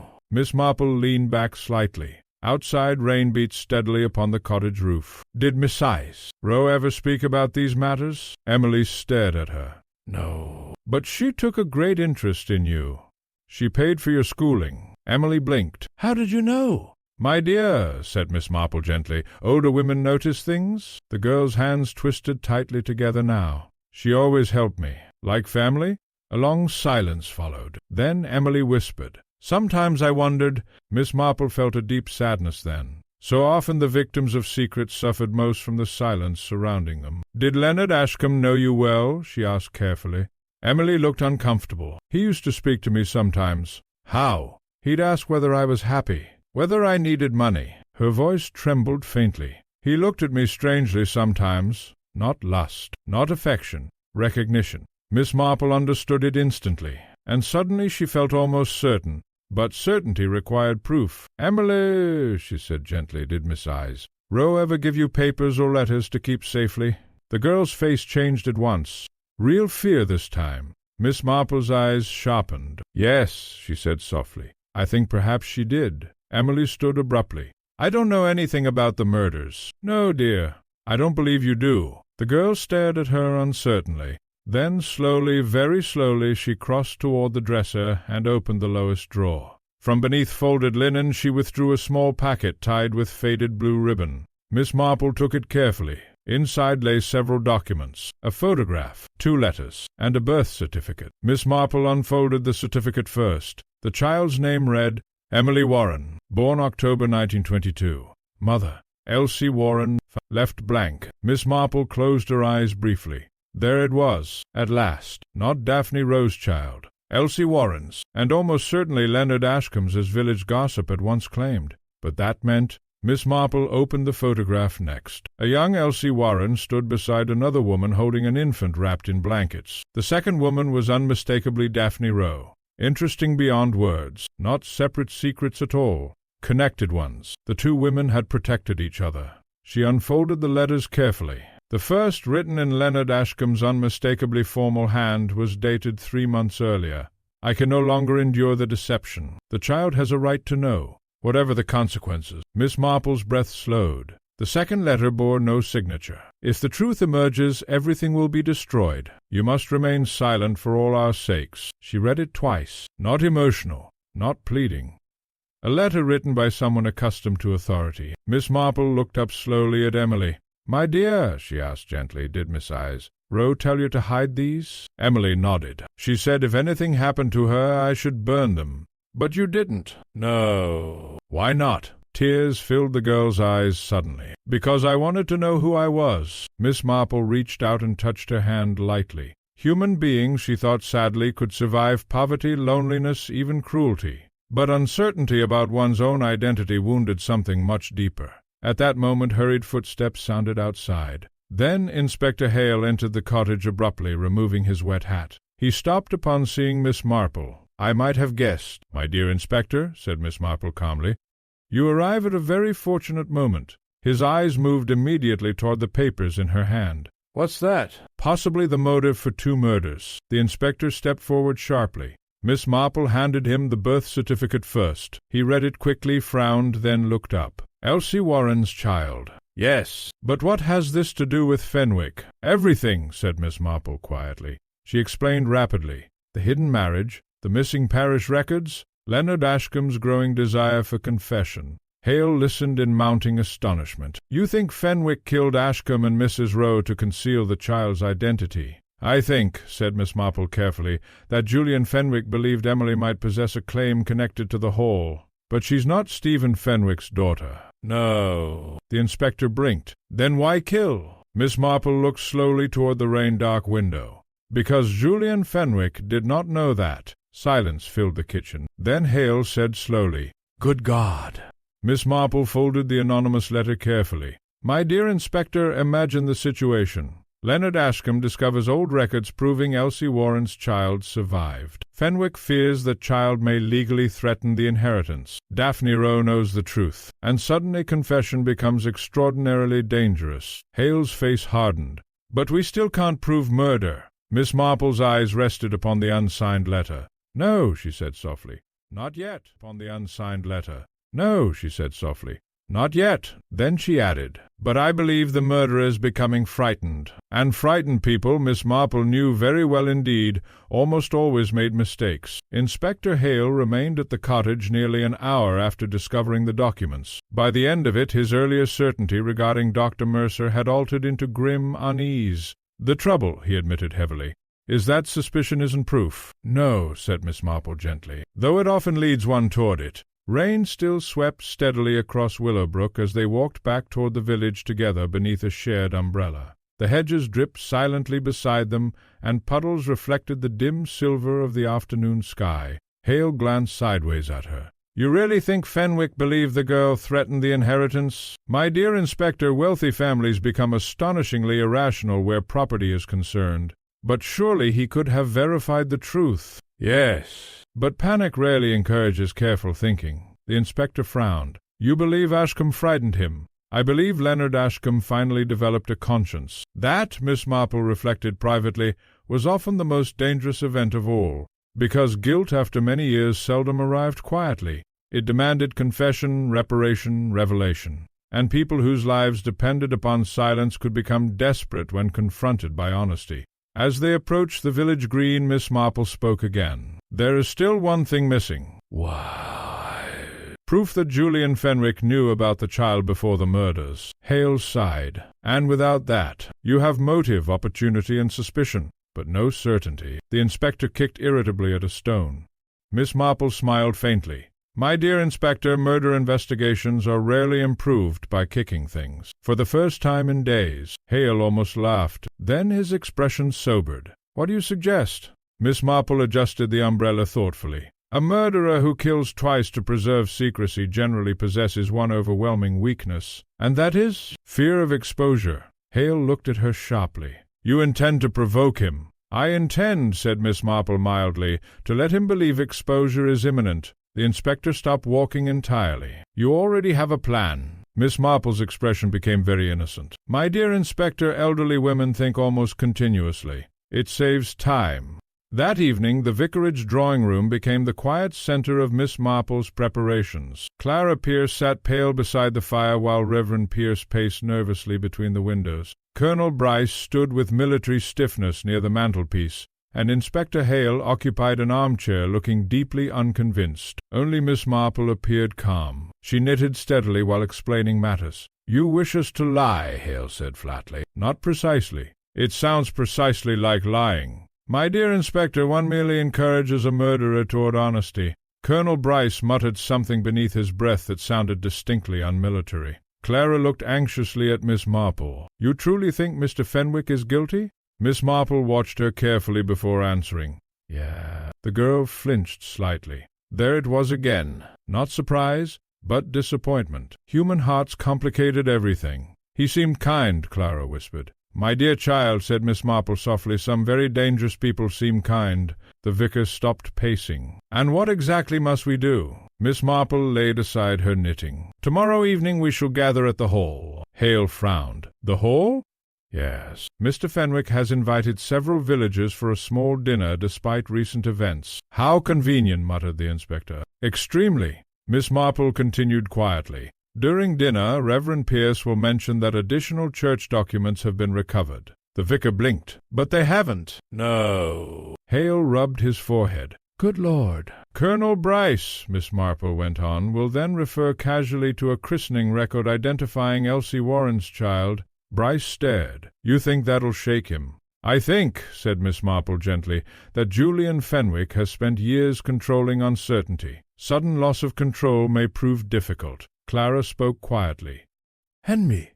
Miss Marple looked at her kindly. You, my dear, need only observe. Silence settled briefly over the room. Then Hale asked the important question. And if he says nothing? Miss Marple smiled faintly. Oh, I rather think he will, because Miss Marple had begun to understand Julian Fenwick clearly now. Not a man driven by passion, a man driven by order, by possession. Entitlement. Such people could endure many things, but not chaos, not threats to carefully arranged lives. And for the first time since Leonard Ashcombe's death, chaos would arrive. Deliberately, quietly, at Miss Marple's invitation. The following evening Willowbrook Hall glittered warmly against the dark. Rain had finally ceased, and cold stars shone above the bare trees as guests arrived beneath the long lantern-lit drive. Inside, the hall seemed determined to deny tragedy entirely. Silver gleamed upon the dining table.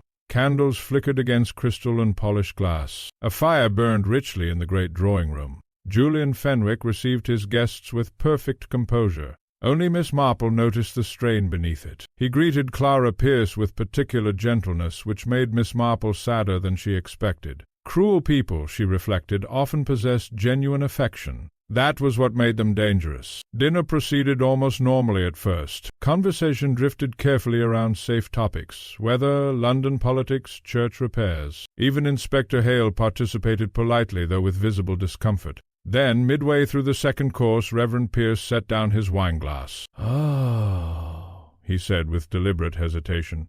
"Inspector Hale, I quite forgot to mention we discovered another church document this afternoon." The effect upon Julian Fenwick was almost imperceptible, but Miss Marple saw it. Absolute stillness. Hale answered smoothly enough. "Indeed?" Among old vestry files. The vicar swallowed nervously. A christening entry. Fenwick's fork touched the plate with a faint metallic sound. "How interesting," he said. Colonel Bryce spoke next exactly as rehearsed. "Would that concern Elsie Warren's child?" Silence fell instantly across the table. Clara looked down. Miss Marple watched Fenwick carefully. His face remained composed. Only the eyes had changed. Cold now. Calculating. "And why," he asked quietly, "should anyone concern themselves with ancient village gossip?"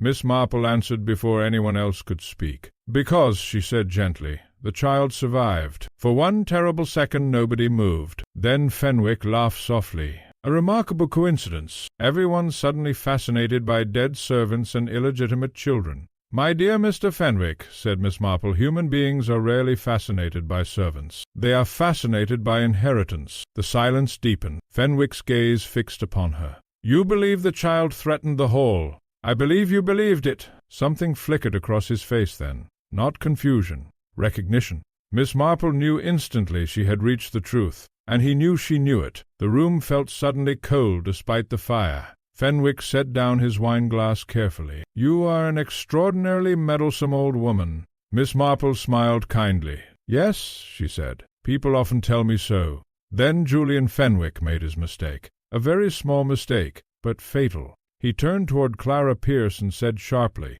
"You should never have taken that document." The words hung in the air like the crack of a pistol. Clara stared at him. Hale rose slowly from his chair, because now at last there was only one possible interpretation. Fenwick had known about the hidden document, which meant he had searched for it before anyone else, which meant he had feared it. And frightened men, Miss Marple knew, often revealed themselves at precisely the moment they believed everything slipping away. For several seconds after Julian Fenwick's outburst, nobody in the dining room moved. The candles flickered softly against silver and crystal. Somewhere deep within the hall a clock ticked with unbearable clarity. Clara Pierce stared at Fenwick as though seeing him for the first time. "You knew," she whispered. Fenwick recovered almost immediately. He leaned back in his chair with controlled elegance and gave a faint, dismissive laugh. "My dear Clara, surely everyone has guessed by now that you removed papers from the library." But the damage had already been done. Inspector Hale remained standing. "You never mentioned missing documents were in the hall," he said quietly. Fenwick's expression hardened slightly. "Because I did not consider ancient papers important. Yet you recognized instantly which document Miss Pierce had taken." No answer came. Miss Marple folded her hands calmly upon the tablecloth. "My dear Mr. Fenwick," she said gently, "you have spent several days attempting to control the direction of this investigation. It must be exhausting." His eyes shifted toward her. For the first time the charm had vanished completely. What remained was colder, sharper. "I don't know what game you think you're playing." "No game," said Miss Marple softly. "Only human nature." Colonel Bryce rose abruptly from his chair. "Did you kill Ashcombe?" The directness of the question seemed almost shocking in that civilized room. Fenwick looked at him coolly. "Certainly not." "And Mrs. Rowe?" "No!" Miss Marple watched him thoughtfully. Not outrage, not grief, only calculation. Always calculation. Inspector Hale stepped forward. "Where were you after leaving Mrs. Rowe's cottage on Thursday evening?" "I already told you." "Yes." Hale's voice remained flat. "But now I'd like the truth." A dangerous silence settled across the room. Then Fenwick smiled slightly. "You have no proof of anything." Miss Marple sighed inwardly. That, unfortunately, was true. Opportunity. Still not enough. And Fenwick knew it. He rose slowly from the table. "If you'll excuse me, I believe this unpleasant little performance has continued long enough." But before he could move farther, Clara spoke suddenly.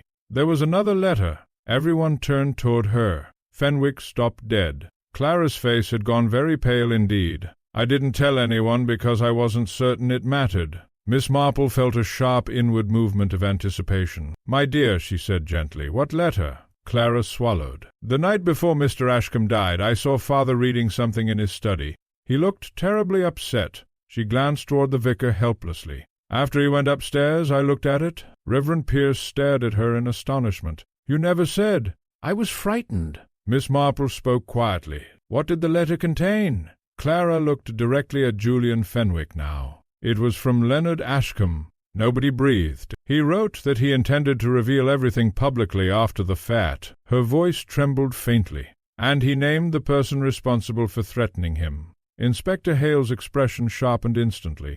Clara whispered, "Julian Fenwick." Silence crashed across the room. Fenwick's face changed then, not dramatically, but enough. The calm control fractured at last. "Where is this letter?" Hale demanded. Clara looked stricken. "I burned it." The inspector swore softly. "Why in God's name would you burn it?" Tears sprang suddenly into her eyes. "Because Mr. Fenwick convinced me Leonard Ashcombe was confused and ill. He said scandal would destroy innocent people. He said father's church would suffer." She looked toward Fenwick with horror dawning fully now. "I believed you." Fenwick said nothing, but Miss Marple saw the truth plainly at last. Not merely manipulation, habitual manipulation. He had been controlling people for years, through charm, calm certainty. Exactly the sort of man who could maintain terrible secrets indefinitely. Miss Marple rose quietly from her chair. "My dear Mr. Fenwick," she said, "you made one unfortunate error." His gaze fixed upon her coldly. "And what was that?" "You assumed Leonard Ashcombe had discovered the child threatened your inheritance." A flicker crossed his expression. "There never was any threat," Miss Marple continued gently. "Emily Red is Leonard Ashcombe's daughter, not Stephen Fenwick's." For the first time genuine shock appeared upon his face, very slight, but unmistakable. And suddenly everything became clear. Miss Marple saw it all at once, not only the murders, but the mistake behind them. "You didn't know," she said softly. Fenwick's silence confirmed it. Inspector Hale stared sharply between them. "Good God!" "Yes," Miss Marple replied quietly. "Julian Fenwick believed Elsie Warren's child might be his brother's legitimate heir. Leonard Ashcombe discovered the truth too late after Fenwick had already begun panicking." Colonel Bryce swore under his breath. Miss Marple continued steadily now. "You confronted Ashcombe near the cemetery before the fete. Thomas Bell saw you." She paused. "You demanded the documents. Ashcombe refused." Fenwick's face had become utterly expressionless. "The Bible note was Ashcombe's own warning," Miss Marple said. "The truth cannot remain buried forever. He intended confession." Her eyes rested sadly upon Fenwick. "And you killed him to prevent it." Still Fenwick said nothing. "But afterward," Miss Marple went on, "you learned something worse. Daphne Rowe knew the child's real identity. So she became dangerous too." At last Fenwick spoke, very quietly. "She would have ruined everything." The words settled over the room like falling ash. Not denial, not outrage, only weary justification. Inspector Hale moved immediately. "Julian Fenwick, I am arresting you for the murders of Leonard Ashcombe and Daphne Rowe." For one moment Miss Marple thought Fenwick might resist. Instead he gave a faint, exhausted laugh. "All this," he murmured, "for a servant's bastard child who inherited nothing." No one answered, because suddenly the ugliness beneath everything lay exposed completely. Not fear of justice, not guilt, pride. Cold ancient pride. Clara turned away as though physically struck. Inspector Hale stepped beside Fenwick. "You needn't say anything further." Fenwick looked once toward Miss Marple. "You despise me?" Miss Marple regarded him quietly. "No," she said softly. "I pity you." Something flickered in his eyes then. Not remorse exactly. Perhaps only the terrible realization that the careful order of his life had collapsed over a mistake, a misunderstanding, a false assumption protected by murder. As the inspector led him toward the door, Fenwick paused once more. "It was accidental with Ashcombe," he said without turning. "He fell against the lectern." "And Mrs. Rowe?" asked Hale coldly. Fenwick closed his eyes briefly. She wouldn't stay silent. Then he walked from the room. The great door closed behind them, and silence remained. The great door closed behind them, and silence remained. The following afternoon the rain finally ceased over Willowbrook. Pale sunlight spread slowly across the village green, touching wet hedges and chimney-pots with hesitant gold. After days of fear and gossip, the quiet felt almost unnatural. Miss Marple sat in the vicarage drawing-room beside the fire with a cup of tea balanced upon her knee, while Inspector Hale, Colonel Bryce, Reverend Pierce, Clara, and Mrs. Harcourt listened with that curious mixture of relief and fascination which always followed the solving of a murder. Human beings, Miss Marple reflected, liked explanations nearly as much as they liked mysteries. Inspector Hale leaned forward. "There's still one thing I don't entirely understand." He frowned thoughtfully. "How did you know Fenwick believed Emily Reed threatened the inheritance?" Miss Marple adjusted her spectacles gently. "My dear Inspector, because he behaved like a man protecting property rather than reputation." Colonel Bryce nodded slowly. "You see," Miss Marple continued, "if Julian Fenwick merely wished to conceal scandal, Leonard Ashcombe's confession would have embarrassed several people but changed nothing substantial. Yet Fenwick reacted with extraordinary desperation." She paused delicately. "That suggested fear of loss." "The whole," murmured the vicar. "Precisely." Miss Marple sipped her tea. "Once I learned about Stephen Fenwick's secret marriage to Elsie Warren, the pattern became clearer. Missing parish records, hidden documents, suppressed identities, everything revolved around legitimacy." Mrs. Harcourt shivered faintly. "And all those years everyone simply carried on." "My dear Lavinia," said Miss Marple gently, "villages often survive by carrying on." Clara sat quietly near the window, pale and subdued. Miss Marple looked toward her kindly. "Mr. Fenwick understood human weakness very well. That was why he could persuade people so easily." Clara lowered her eyes. "I thought he was protecting others." "Yes," Miss Marple's voice softened. "Cruel people frequently convince themselves they are protecting others. It makes selfishness feel virtuous." Inspector Hale tapped thoughtfully at his notebook. "But Ashcombe himself caused the confusion." "Entirely," said Miss Marple. "Leonard Ashcombe spent years concealing truths from guilt and cowardice. Then, at the end of his life, he attempted honesty suddenly and dramatically." She sighed softly. "Unfortunately, delayed consciences can be dangerous things." The vicar stared into the fire. "He came to me terrified." "And the note in the Bible?" Miss Marple nodded. "A private reminder to himself, I think. Perhaps even the beginning of a confession." Hale frowned. "But why hide it inside a Bible?" "Because Leonard Ashcombe was precisely the sort of man who would." Miss Marple smiled faintly. "Religious people often conceal their deepest sins in symbolic places. It comforts them somehow." Colonel Bryce gave a short, grim laugh. "That sounds true enough." Clara looked up suddenly. "And Daphne Rowe?" Miss Marple's expression grew sad. Mrs.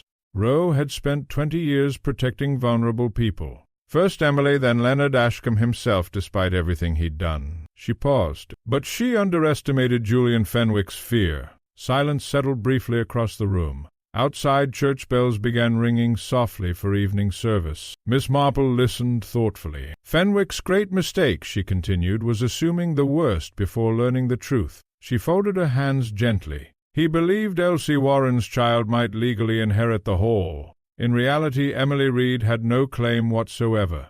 Hale shook his head slowly. "So he killed for nothing?" "No," said Miss Marple quietly. "People never kill for nothing." Everyone looked at her. "He killed," Miss Marple said softly, "because his entire life depended upon control. Control of the Hall, of reputation, of history itself. The possibility of uncertainty terrified him more than murder." Colonel Bryce stared into his untouched whiskey. "Yes," he murmured. "That sounds exactly right." The vicar rose slowly. "There's something tragic in all of it." Miss Marple nodded. "Most murders are tragic, dear vicar. The newspapers give quite the wrong impression." A faint smile touched Clara's lips for the first time in days. Then she said quietly, "What will happen to Emily?" Miss Marple looked toward the window where evening light lay pale upon the garden. "My dear, I suspect for the first time in her life Emily Reed may finally learn who she truly is." "And Dr. Mercer?" Inspector Hale cleared his throat awkwardly. "He'll be released this evening." Clara's cheeks colored faintly. Miss Marple pretended not to notice. Human nature again. Entirely predictable. Mrs. Harcourt suddenly leaned forward. "But there's still one thing I don't understand." She looked bewildered. "Why did Fenwick remove the parish pages if Emily wasn't Stephen Fenwick's child at all?" Miss Marple smiled gently. "Because he never knew the truth." The village rumors from 1922 had confused two scandals together. She paused. "Fenwick assumed Leonard Ashcombe's guilt regarding Elsie Warren meant the child belonged to the Fenwick marriage." The inspector nodded slowly now. "And once Ashcombe began searching records, Fenwick panicked." Silence followed once more. Then Clara asked softly, "Did Mr. Fenwick ever care for anyone?" It was such an unexpected question that nobody answered immediately. Miss Marple looked at the girl thoughtfully. "Yes," she said at last. "I think he probably did." Clara blinked. "Really?" "My dear, even selfish people feel affection sometimes." Miss Marple's voice became very gentle. "That is what makes them so difficult to recognize." Outside, the bells continued softly through the gathering dusk. Willowbrook was already beginning to heal itself in the quiet village way. Through routine, through tea, through gardens needing attention. Yet certain things would remain changed forever. Secrets exposed could never be entirely hidden again. And somewhere in the village, a young woman named Emily Reed was discovering that her life had been built upon silence. Miss Marple sighed softly and resumed her knitting. Human beings, she reflected, were extraordinarily fragile creatures, particularly when they loved the wrong people. 2 weeks later, Willowbrook had resumed its ordinary rhythms with remarkable determination. The church bells rang on Sundays. Mrs. Finch still complained about the price of butter. Children still cut across the green despite repeated warnings from elderly residents who had once done precisely the same thing themselves. Only occasionally did conversation falter when someone mentioned the Hall. Julian Fenwick had been formally charged with both murders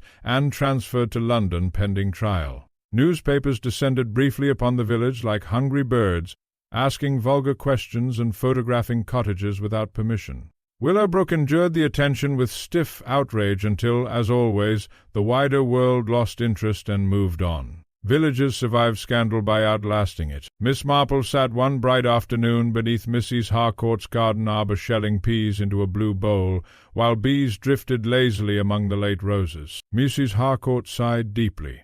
"Well, I suppose that is the end of it, my dear Lavinia," said Miss Marple gently. "Nothing is ever quite the end of anything." Mrs. Harcourt considered this unhappily. "That sounds depressing." "Not at all. Merely accurate." From beyond the hedge came the sound of approaching footsteps. A moment later Clara Pierce appeared through the gate. She looked transformed. Not entirely happy, such changes rarely happened quickly, but steadier somehow. More certain of herself. Miss Marple smiled inwardly. Disillusionment, though painful, occasionally improved people wonderfully. "My dear Clara," said Mrs. Harcourt warmly, "come sit down." Clara carried a small basket covered with cloth. "Cook sent jam tarts." "Then she is a saint," declared Mrs. Harcourt. Clara laughed softly and seated herself beside Miss Marple. For a little while they spoke only of ordinary things. Church repairs, the harvest fair, Dr. Mercer's return to work. At the mention of his name Clara coloured faintly, which Miss Marple observed with discreet satisfaction. Then Clara grew quiet. "I visited Emily Red yesterday." Miss Marple looked up gently. "And how is she?" "Overwhelmed, I think." Clara hesitated. "But relieved, too." She said Mrs. Rowe always wanted to tell her the truth, but never found courage. Miss Marple nodded slowly. "Secrets become heavier with time, dear, not lighter." Clara folded her hands together. She asked whether Leonard Ashcombe ever cared about her. A soft breeze stirred the roses overhead. "What did you say?" Miss Marple asked. "That I thought he did." Clara paused. "Was that wrong?" "No," said Miss Marple quietly. "I think Leonard Ashcombe cared very much indeed." "Then why stay silent all those years?" Miss Marple's knitting needles moved thoughtfully. "My dear child, people often confuse weakness with kindness." She sighed softly. Ashcombe wished to avoid pain for himself, for others, perhaps even for Emily. But avoiding pain and doing right are not the same thing. Clara sat silently for a moment. Then she said, "You always understand people." Miss Marple smiled faintly. "I merely observe them." Mrs. Harcourt snorted affectionately. "Jane notices absolutely everything. It's quite alarming." "Not everything," said Miss Marple mildly. "Only the important things." At that moment the garden gate opened once more. Dr. Lionel Mercer entered carrying a parcel wrapped in brown paper. He looked healthier than before, though still thinner from recent strain. "Am I interrupting?" "Only peace and quiet," said Mrs. Harcourt. "Then I'll fit in perfectly." Clara's expression softened instantly upon seeing him. Again entirely predictable. Mercer handed the parcel awkwardly toward Miss Marple. "For you." "How kind." "It's only books." He looked embarrassed. "Medical memoirs." "It's only books." He looked embarrassed. "Medical memoirs from my father's collection. You mentioned once you liked old case histories." Miss Marple accepted the parcel warmly. "My dear doctor, that is a very thoughtful gift." He hesitated. "I also wanted to thank you." "There is no need." "There is." His voice became quieter. "Without you I'd likely be awaiting trial myself." Mrs. Harcourt gave a dramatic shiver.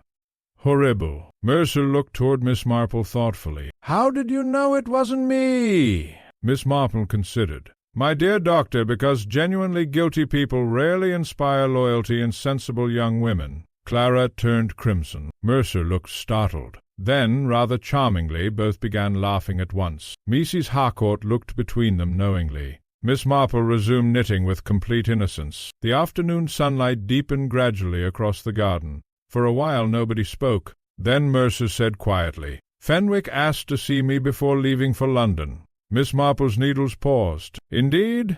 "He said something odd." Mercer frowned slightly. "He said you were the first person who'd ever looked at him and seen fear instead of authority."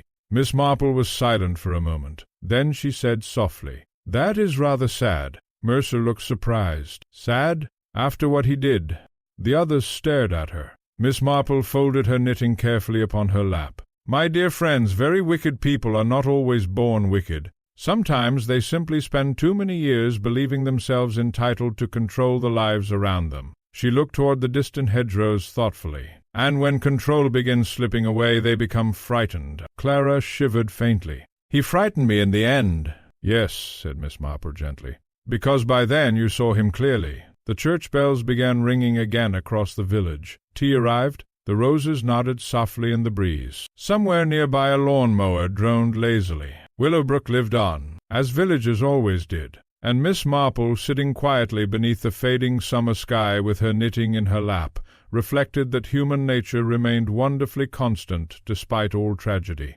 Love still confused people, fear still corrupted them, and truth, however deeply buried, still possessed a troublesome habit of rising eventually to the surface, rather like a needle hidden between Bible pages. Autumn settled gradually over Willowbrook. The hedges browned at their edges, the mornings arrived wrapped in silver mist, and wood smoke drifted gently above cottage chimneys in the evenings. The village had regained its outward calm so completely that strangers passing through might never have imagined two murders had disturbed its peace only weeks earlier. But villagers remembered, not loudly, not openly, yet in small pauses of conversation and lingering glances toward Willowbrook Hall, memory remained alive. The hall itself stood shuttered now, its windows dark, its gardens untended, its long gravel drive scattered with fallen leaves. Miss Marple often thought abandoned houses resembled embarrassed people silent because they knew too much. One chilly Thursday afternoon she sat alone in Mrs. Harcourt's drawing-room writing letters, while rain tapped softly against the windows. Mrs. Harcourt had gone into market basing, leaving the house unusually quiet. At precisely 4 o'clock the maid entered carrying a card. "There's a gentleman to see you, miss." Miss Marple adjusted her spectacles. "A gentleman?" "Yes, miss. From London." The name upon the card read, "Mr. Edward Fenwick." Miss Marple's eyebrows rose slightly. A moment later the visitor entered. He was younger than Julian Fenwick by perhaps 15 years, dark-haired, thin, and carrying the strained expression of a man exhausted by family disgrace. There existed a faint resemblance between the brothers about the eyes, though Edward lacked Julian's cold composure. "Miss Marple," he said quietly, "forgive the intrusion." "Not at all." He remained standing for a moment before finally accepting the offered chair. "I'm Julian's cousin." Edward Fenwick glanced toward the fire. "I understand you are responsible for uncovering the truth." "My dear sir," said Miss Marple gently, "truth generally uncovers itself. I merely notice things." A faint, sad smile crossed his face. "Yes, Julian mentioned that in one of his letters. He has written to you from prison?" Silence followed briefly. Then Edward removed a sealed envelope from his coat pocket. "He asked me to bring this to you personally." Miss Marple accepted it quietly. The handwriting upon the envelope was unmistakably Julian Fenwick's. Precise, controlled.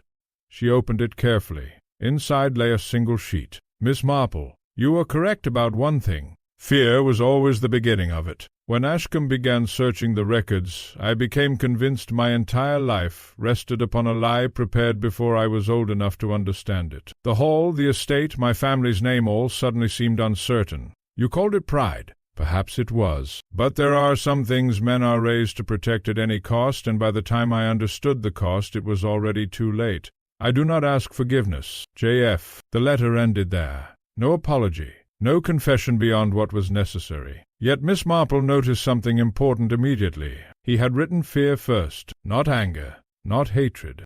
Edward Fenwick watched her anxiously. "Well?" Miss Marple folded the letter carefully. "Your cousin wished to explain himself. He always needed to explain things," Edward said bitterly. "Even as children." Miss Marple regarded him thoughtfully. "Did he truly care so much about the hall?" Edward gave a short, humorless laugh. "The hall was everything." He looked toward the rain-dark windows. "Our family taught boys very young that losing property meant losing identity. How sad." For a while neither spoke. Then Edward said quietly, "There's another matter." Miss Marple looked up. "Julian asked me to give something to Emily Reed." From his pocket he withdrew a small brass key. "The safe at the hall contains papers concerning her mother. Photographs, letters." He hesitated. "Julian said they belong to her now." Miss Marple's expression softened faintly. At the very end, then, some fragment of decency had emerged after all. Human beings were seldom entirely one thing. Even murderous. "I shall see she receives them," Miss Marple said gently. Edward rose to leave. At the doorway he paused. "Do you think Julian ever regretted it?" Miss Marple considered carefully before answering. "Yes," she said at last, "but not soon enough." After he departed, the room fell quiet once more. Rain drifted softly against the glass. The fire crackled low in the grate. Somewhere upstairs an old clock chimed the half-hour. Miss Marple remained seated with the letter resting lightly in her hands. Then, very slowly, she placed it into the fire. The paper curled black at the edges before vanishing entirely into flame. Mrs. Harcourt returned an hour later carrying parcels and complaints about market-basing traffic. She found Miss Marple knitting peacefully beside the fire. "Well," she sighed dramatically, "I do hope there are no more murders." "My dear Lavinia," said Miss Marple mildly, "so do I. And do you think Willowbrook will finally become normal again?" Miss Marple smiled faintly. "There is no such thing as a normal village." Outside, evening settled softly across Willowbrook. Lights glowed behind cottage curtains. Church bells rang faintly through the mist, and life, persistent as ever, continued forward, quietly, steadily, as it always must.